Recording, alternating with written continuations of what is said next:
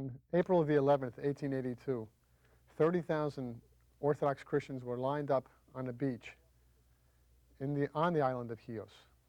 A cross was taken off of a church, placed in the sand, and the 30,000 Christians were asked to step on the cross or have their heads cut off.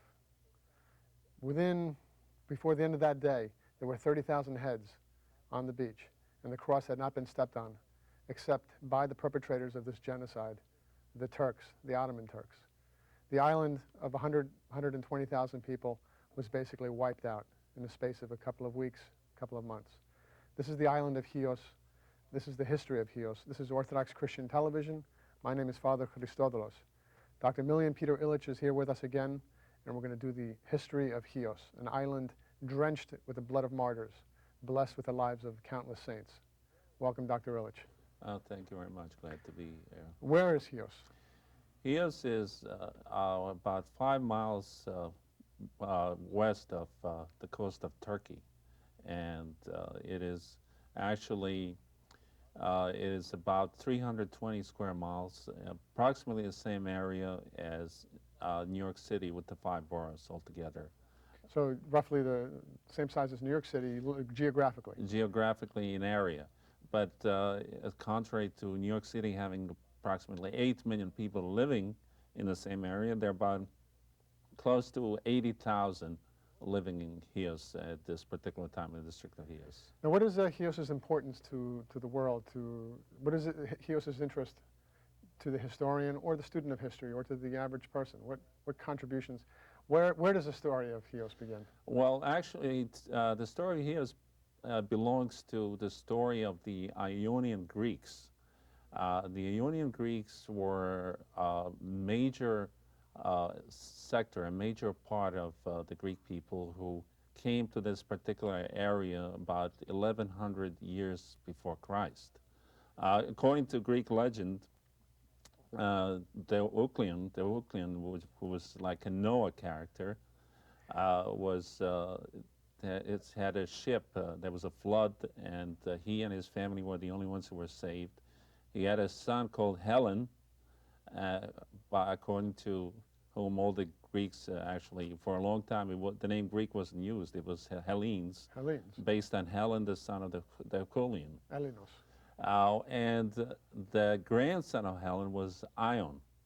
And Ion was the founder of the Ionians, and approximately perhaps 1400 BC, the Ionians started spreading through what's now Asia Minor or Turkey and the islands and part of the Greek mainland. For example, the Athenians were really Ionian Greeks as well. The Ionian Greeks... So you're saying then that I'm sorry to cut you off, the Greek civilization, the ancient Greek civilization, the cradle is really there in the islands of the Aegean and current-day Turkey, Asia Minor? Absolutely. That is the cradle of Greek civilization as we know it today. Didn't start in Athens or in the Peloponnesian Peninsula? Athens was a latecomer. The actual start of civilization, and this was the origin of the Greek civilization, the Greek culture as we know it, was among the Ionian Greeks, and especially the city-state of Miletus, which is now part of Turkey, which was totally destroyed thousands of years ago. And next to Miletus, it was the island of Chios, which was the main center of the Ionian civilization. Next to Miletus, the next greatest center of Ionian Greek history at that time was Chios. Was Chios, and Chios actually played a major role in that whole history of the whole area. So the cradle of Western, if we can say that the Ionian Greek civilization is the cradle of Greek civilization, then would it be a logical extension to say that Chian history or Ionian history is really the cradle of Western civilization? Definitely, Chian history has to be taken in the context of Ionian history, and it is definitely part of the cradle of Western civilization as we know it, because it was really the Ionians who developed the first scientific approaches which developed into modern science. They were the first originators of modern philosophy, Greek philosophy. It was among the Ionian Greeks. Sculpture, the arts, It was all originally first developed among the Ionian Greeks, and from there on it spread to Athens and other centers. But this was the center, the core of Greek civilization as we know it. In fact, it is many people believe that Homer was a citizen of Chios, and that there's no doubt that he lived in Chios, and for many centuries, perhaps well over 1,000 years, there was a school of itinerant poets who went all through uh, Greek civilized areas in Asia and Europe, declaiming the poetry of Homer, and they called themselves descendants of Homer. Well, we're showing now on the screen the rock of Homer that's on Chios today. It's the rock believed to be where Homer sat and read his poetry, or not read his poetry. He established a school there. He wrote a lot of his poetry. There's no doubt that he lived there, and many scholars believe that he was born there, and he established a school, and he, according to the tradition of the area, he had children, and he had a whole legacy which developed his poetry and carried it forward through the entire civilized world as we know it. Well, isn't he often called the blind old man of Chios? Right, right, definitely. And that rock where he didn't write poetry or read his poetry there. It was recited or sung, wasn't it? It was originally it was recited and sung, but not too long after that, it started being written down, and it actually the manuscripts of Homer's poetry developed within by about 700 or 600 BC. There were already a number of different manuscripts of Homer's poetry which were in circulation. But the main way that the average person experienced this poetry was through these Homerids who claimed to be actual descendants of Homer, physical descendants of Homer, going around and declaiming his poetry to the crowds. And this was like the origin of Western literature. Western literature, the Homer, So the Chios, philosophy of... so Chios we're really just in the early days of Chios. Now Chios is already the cradle of Western literature. Well, one of them definitely, and not only literature, but for example, about in the 7th century had a major 7th century BC. BC had a major school of sculptures which took root in Chios, and the sculpture of Chios became famous all through the area, and there is no doubt, and a school was established. It was sometimes the school is called the School of Malus, after one of the main or first sculptors in Chios. And his descendants, again, Malus. That family name still exists. In fact, I have cousins. I happen to be, for the audience's edification, I happen to be of Chian descent. I'm a Chioti myself. My father was born in Chios, and he has first cousins with the name Malas. They're not sculptors, but they are possibly descendants of sculptors. Well, I have relatives by marriage from Chios myself, so... well, that's no wonder we're doing the history of Chios. My question, rather a comment I just want to make, if I may. It's ironic that except for Chios, the cradle of Western civilization and the cradle of Greek civilization no longer has any Greek presence. Turkey has basically wiped out the Ionian Greek Christian presence, except for what's left of the Greeks on Chios. Plus the other islands, you know, there was initially, for several centuries, the Ionians were organized into 12 states, 12 city-states. There was a league of 12 states, and that included islands like Lesbos, Samos, and a number of other areas on the mainland of what's now Turkey. And the islands are still very much Hellenic and in Greek culture. However, on the land of Turkey, absolutely, everything has been totally wiped out. And as recent as 1922. We're not talking about ancient history. We're no, talking about the 20th century, which is coming to an end. We're talking about our current century as we speak. Now, let's continue with the history of Chios. We don't have too much time to continue in the classic era of Chios. Well, after Homer's era, what's the next greatest? Well, they had, Chios was a center of also science. There was Metrodorus, who was a philosopher, a scientist, astronomer, and Metrodorus was in the 4th century before Christ, and he was, among his other philosophical contributions, was the concept of skeptical concept that you have to examine everything, that you really cannot know anything per se. You can't even know that you don't know anything. Metrodorus? Metrodorus. He founded the skeptic He school? he was related to skeptic schools, Metrodorus, but he didn't actually found it. He was a philosopher, a very influential philosopher and scientist in his time. Then it was 250 BC, that was Ariston of Chios, who was Say that name again? Ariston, Aristonis. who was incredibly Aristonus. important, and he developed, he was a philosopher and a writer, and he developed a concept which even today we have a hard time in accepting, and that is that the division among mankind should be considered not to be between nations, but the real divisions are between good and bad people, regardless of the nations that are there in the world. People should. It was a moral system. It was a moral system that people should look at themselves as people and not as nations, not condemn nations, but condemn the bad people in the world. And in fact, he was also very influential. One of his followers was Eratosthenes, who was in Alexandria, who became the one in charge, director of the museum in Alexandria, in the library. And this is much later, after actually, Alexander's not time. much. It was about 200 before Christ, actually. And Eratosthenes, also in a similar vein, besides being a scientist and many other things, he developed a concept that we shouldn't have racial definition, that human beings should not divide themselves according to races, but according to, again, the qualities of the people. Are you good, are you bad? It doesn't matter, are you black, white, or yellow. The main thing is, are you a good person or a bad person? Was Eratosthenes? Eratosthenes. Was he one of Alexander the Great's scientists? He was he a Macedonian? He was another Ionian Greek. Oh, okay. Who The was reason I settled ask in is, Alexandria. That was about a century after Alexander the Great.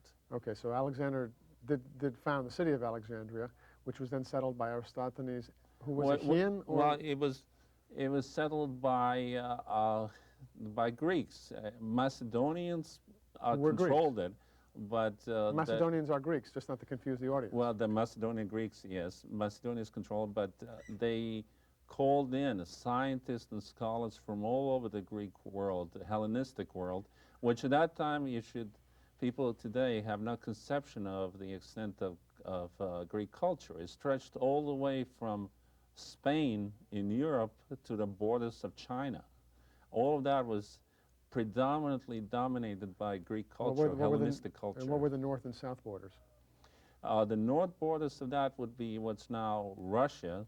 They call themselves basically, well, the Greeks called the people who lived there Scythians, some of them started to be Hellenized, and the southern borders were really below Egypt and below the Sahara, but Egypt was totally, well, it was dominated by Hellenic culture. Well, the Macedonian Greeks of Alexander eventually became the pharaohs of Egypt. Oh, absolutely. Cleopatra, yes. etc. Right. But we diverged from Chios. Was Aristophanes was the librarian at Alexandria? He was an Ionian, but he was also a Chian? He wasn't a Chian, but he was a follower of Ariston of Chios. He was a follower in his philosophical concept. And there were many others who had a huge influence in the Chians, like, for example, historians in the 4th century, around the time of Alexander, speaking of Alexander, Theopompus was a Chian historian who became one of the first to actually write his history concentrating on heroic men as the main theme of history. In fact, he wrote a book called the Philippica. The Philippica looked at Greek history centering and focusing on Philip, the father of Alexander. The idea was that all Greeks should unite with the Macedonians behind the family of Philip and Alexander and organize a Greek civilization and a Greek state in which the Greeks would be united. Well, we know Alexander the Great had a concept of racial equality, of basically not categorizing people according to race, according to the color of their skin.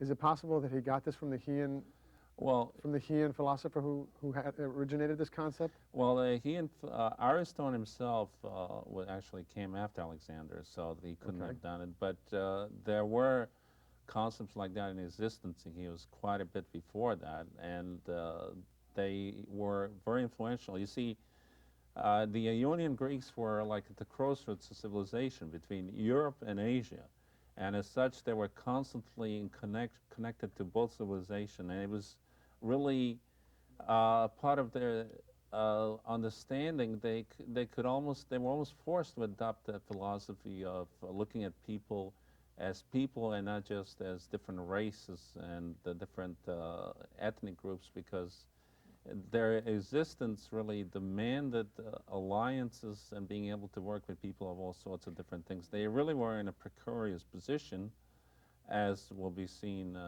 when we discuss the history of that time so far. Okay, let's continue. What happened was, by about 600, 700 before Christ, there were a number of city-states in Chios. Then Chios was united under one ruler, but that didn't last long. On Chios itself, there were city-states? There were several city-states. On a tiny island like Chios, there were... Oh, yes, there were at least... city-states, I mean sovereign kings. Kings, they call themselves kings. The title of king goes way back in Greek history, and they call themselves king.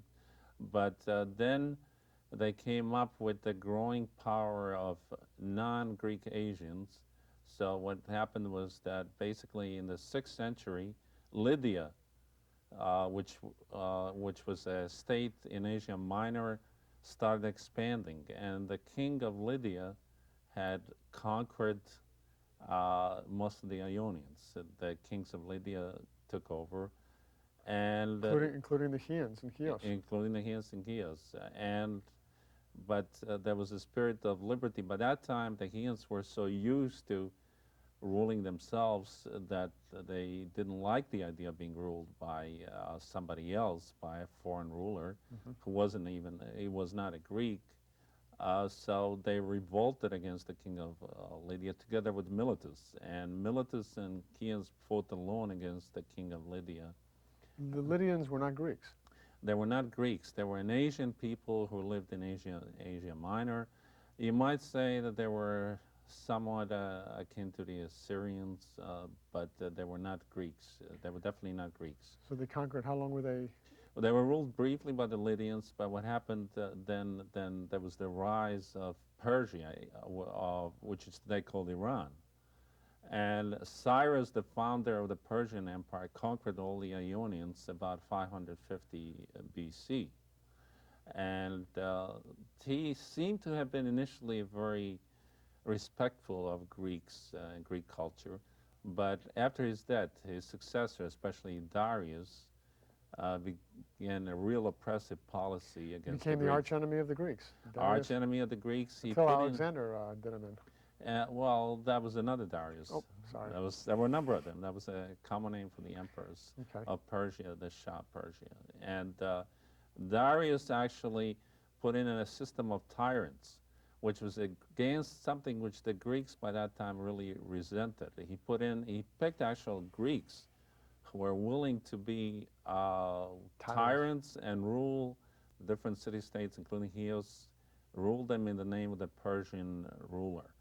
And taxes were increased tremendously. There was all sorts of restrictions on Greek freedoms. Well, how did the Ionian Greeks finally get rid of these Persians? Well, they didn't. They didn't. They wanted to. They revolted. About 500 BC, there was a major general Ionian revolt in which Miletus and Chios took the first leadership positions, and this was really like, you might say, David and Goliath struggle, because the Persians by that time were the greatest power in Asia. The Persians ruled everything from the borders of India, to the borders of one of the greatest powers in the world. In the world, except for China, it was probably greater at that time. But they struggled for their freedom, and they organized a joint navy and army. The Ionians united, and they brought in the whole history of the world was changed because the Ionians, especially the Chians, went to Athens and Sparta.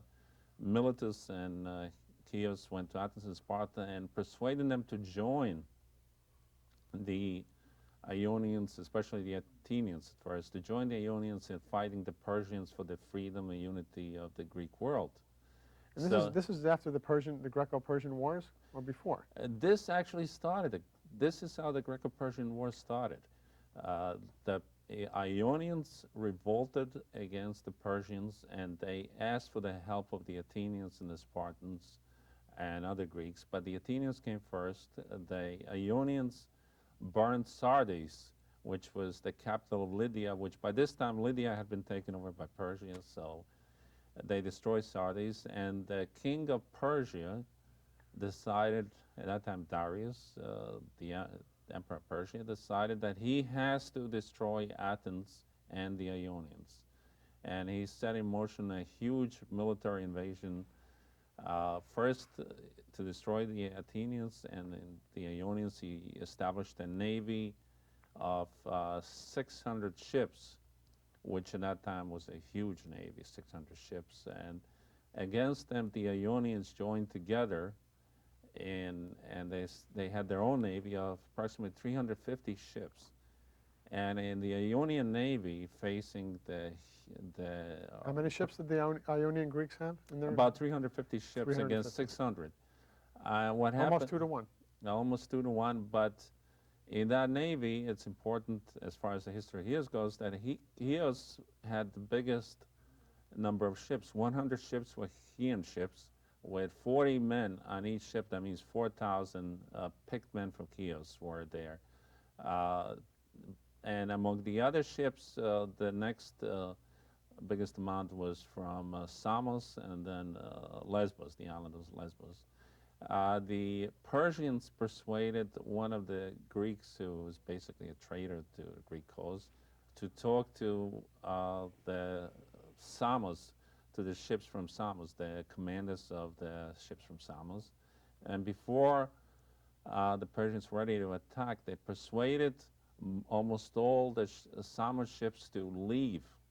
To leave the Greek fleet. To leave the Greek fleet. And once they the ships from Lesbos saw that, they followed the ships of Samos, and they left. And so basically, it was only the ships of Chios who remained. It was Chios defending Europe, Western civilization, from as the we tyranny know, of the Asians. and a few others, but it was mainly the ships of Chios that remained there, fighting against overwhelming odds.